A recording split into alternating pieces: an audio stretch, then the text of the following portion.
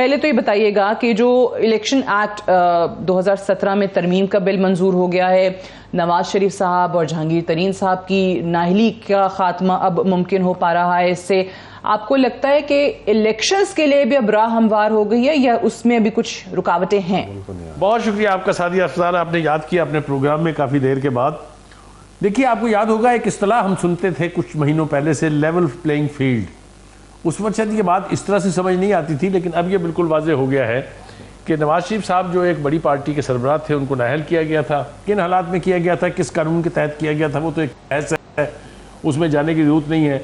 लेकिन ये जो अब इलेक्शन अमेंडमेंट बिल आया है, इसके ऊपर से ये बात बिल्कुल वाज़ेह हो गई है कि बुनियादी तौर पर इसका मकसद उनकी नाअहली को ख़त्म करना है। चूँकि अदालत में तो जिस किस्म का जुडिशल एक्टिविज़म चल रहा है काफ़ी अरसे से, वहाँ से तो उन्हें तवक्को नहीं थी, लिहाजा उन्होंने कानून ऐसा पास कर दिया जिसके साथ उनकी राह हमवार हो जाएगी वापसी की भी, और फिर अदालतों पर भी उसी किस्म का दबाव जो है वो आएगा, और उनकी नाअहली के बाद फिर सूरत हाल जो है वो ज़मीनी हक़ाइक़ बहुत सारे बदल जाएंगे जहाँ तक पाकिस्तान मुस्लिम नून का ताल्लुक है। इसके साथ साथ एक दूसरी पॉलिटिकल पर्सनैलिटी है, वो है जहांगीर तरीन खान साहब, उनको भी यही बेनिफिट मिलेगा और उनकी नाअहली ख़त्म होकर वो भी अपनी नई तश्कील शुदा पार्टी जो है इस्तेहकाम पाकिस्तान पार्टी, उसकी क़यादत कर पाएंगे।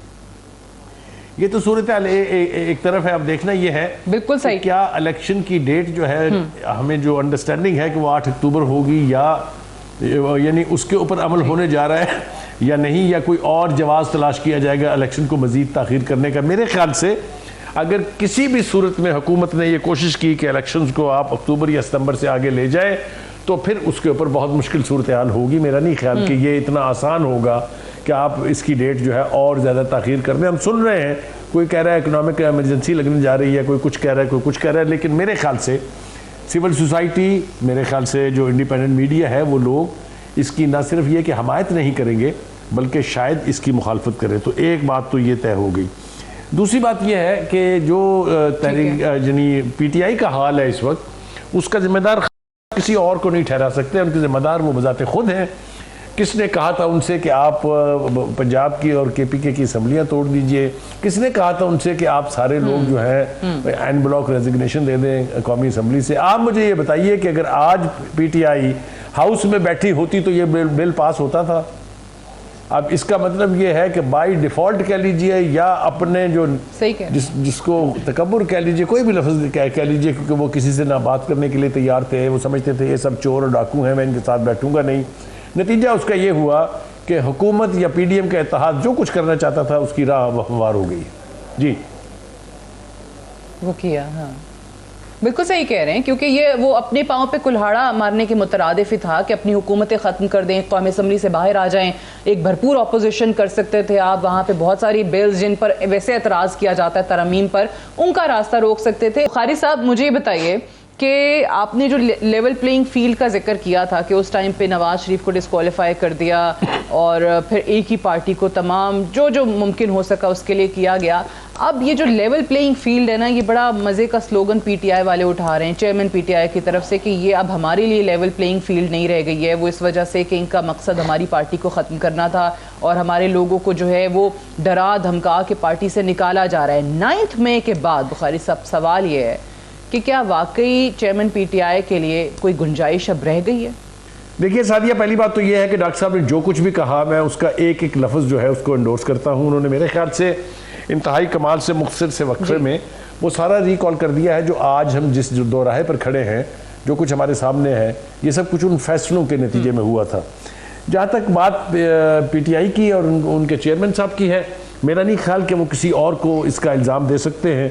वो बकौल शायर, कुछ तो ख़िज़ा है बाइसे बर्बादी चमन और कुछ बागबां का हाथ भी इसमें ज़रूर है। वो सारी जिम्मेदारी उनके अपने ऊपर पड़ती है, इसलिए कि एक ऐसा शख्स जो 4 साल तक इस मुल्क का वज़ीर आज़म रहा हो, जो ये कहे कि मैं अपोजिशन के किसी आदमी से बात नहीं करने के लिए तैयार, इसलिए कि वो सारे चोर, वो सारे डाकू हैं। हालांकि ये फैक्ट भी अब सारी दुनिया के सामने आ गया है कि सबसे बड़े चोर और सबसे बड़े डाकू खुद उनके विंग्स के नीचे बैठे हुए थे, जो एक्सपोज होते जा रहे हैं। खुद उनके बारे में भी जो एस्पर्शंस कास्ट हो रही हैं वो आपके सामने है। जो कुछ भी उनकी अहलिया के नाम पर डाला जा रहा है या जो कुछ भी फरागोगी और दूसरों के नाम पर डाला जा रहा है, वो बहुत ही यानी तकलीफ दे भी है और शर्मनाक भी है। इसी तरीके से जो 2-3 केस उनके अपने ऊपर हैं, उनकी भी हकीकत चूँकि सबके सामने है। जो फॉरेन फंडिंग का केस था, जिसको इंतहाई कामयाबी से हमारी अदलिया के आला जजों ने पहले उसको ममनुआ फंडिंग में तब्दील किया और फिर ये तासुर देने की कोशिश की कि ये तो कोई केस ही नहीं है।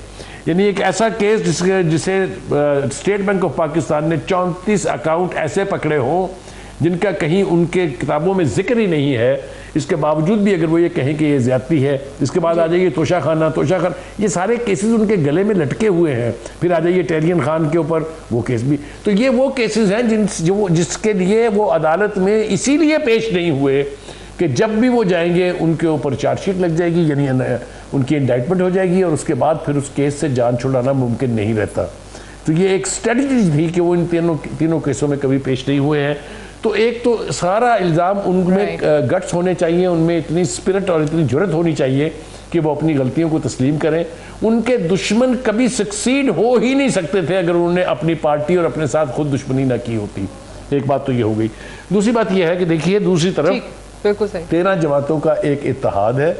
आप उन 13 की 13 जमातों को बेमानी यानी ये नहीं कह सकते कि they are political non entities.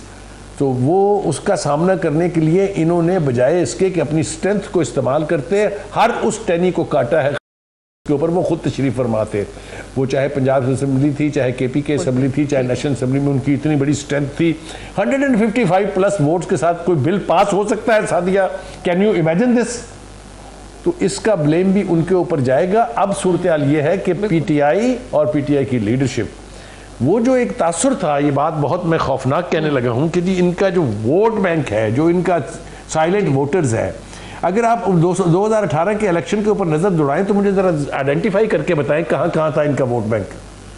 हर एक कॉन्स्टिट्यूंसी के रिजल्ट में जो कुछ भी उस वक्त इलेक्शन कमीशन को मिला के हुआ वही था इनका वोट बैंक। उसके बाद 4 साल के लिए आखिरी बात 4 साल के लिए हुकूमत में आ गए। 4 साल में किया क्या? या जलसे किए, या लॉन्ग मार्च किए, या धरने किए? किसी भी एक एमएनए एमपी ने पलट के देखा ही नहीं कि कॉन्स्टिट्यूंसी में भी कुछ करना है। और अगर आप कॉन्स्टिट्यूंसी में कुछ ना करें तो वोटर तो किसी पॉलिटिकल लीडर को क्या पहचानेगा? जी कैसे पहचानेगा? बिल्कुल सही, बड़ा जबरदस्त। वो जो एक तासुर था, ये बात बहुत मैं खौफनाक कहने लगा हूं कि जी इनका जो वोट बैंक है, जो इनका साइलेंट वोटर्स है, अगर आप 2018 के इलेक्शन के ऊपर नजर दौड़ाएं तो मुझे जरा आइडेंटिफाई करके बताएं कहाँ कहाँ था इनका वोट बैंक। हर एक कॉन्स्टिट्यूंसी के रिजल्ट में जो कुछ भी उस वक्त इलेक्शन कमीशन को मिला के हुआ वही था इनका वोट बैंक। उसके बाद 4 साल के लिए आखिरी बात 4 साल के लिए हुकूमत में आ गए। 4 साल में किया क्या? या जलसे किए, या लॉन्ग मार्च किए, या धरने किए? किसी भी एक एमएनए एमपी ने पलट के देखा ही नहीं कि कॉन्स्टिट्यूंसी में भी कुछ करना है। और अगर आप कॉन्स्टिट्यूंसी में कुछ ना करें तो वोटर तो किसी पॉलिटिकल लीडर को क्या पहचानेगा? जी कैसे पहचानेगा? बिल्कुल सही, बड़ा जबरदस्त इस पे आपने तज्जिया दिया।